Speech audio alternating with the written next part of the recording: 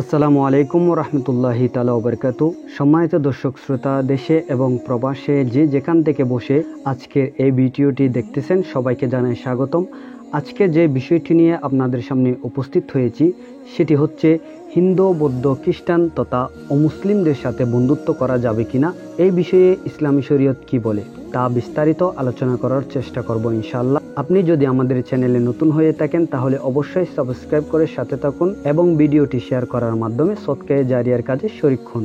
আমাদের প্রত্যেকের জীবনে বন্ধুত্ব রয়েছে। চাকরি, পড়ালেখা কিংবা ব্যবসা বাণিজ্য, প্রতিটা ক্ষেত্রে আমাদের বন্ধুত্বের প্রয়োজন পড়ে। কিন্তু আমাদের মধ্যে অনেক বন্ধুত্ব থাকে যারা মুসলমান নয়, হিন্দু, বৌদ্ধ, খ্রিস্টান, এক কথায় ভিন্নধর্মী।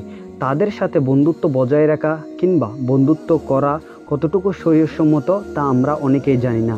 আজকের এই ভিডিওর মাধ্যমে চেষ্টা করব তা সম্পূর্ণভাবে ক্লিয়ার করে দেওয়ার জন্য।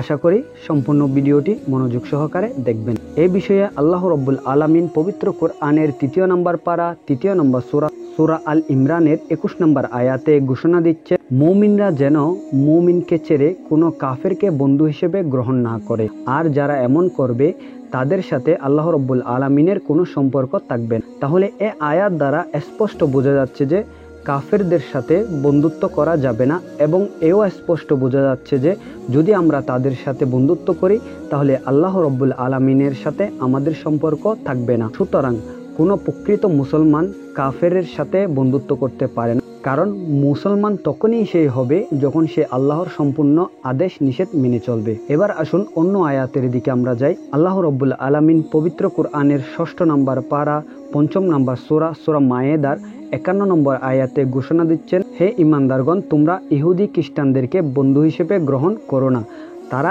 একে অপরের বন্ধু, আর তোমাদের মধ্যে যারা তাদেরকে বন্ধু হিসেবে গ্রহণ করবে তারা তাদেরই দলভুক্ত।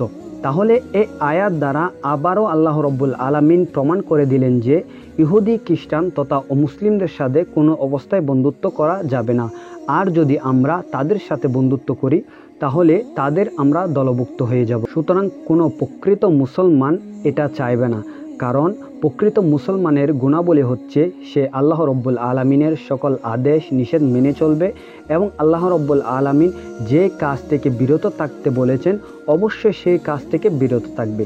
এবার আসুন আমরা একটু দুনিয়াবি হিসেবের দিকে যাই।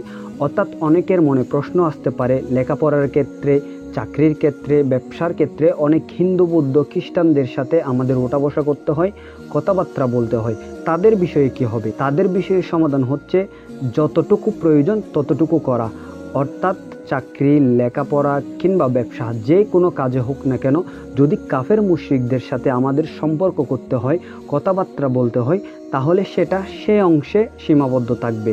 কিন্তু দুঃখের বিষয় হলে সত্যি যে বর্তমান সমাজে যদি দেখা যায় আমাদের অনেক বন্ধুবান্ধব রয়েছে যারা হচ্ছে মুসলিম, তাদের সাথে আমরা এতইভাবে মেলামেশা করি যে তারা কি মুসলমান, তারা কি অমুসলিম সেটা কোনো ভেদাভেদ করা যায় না।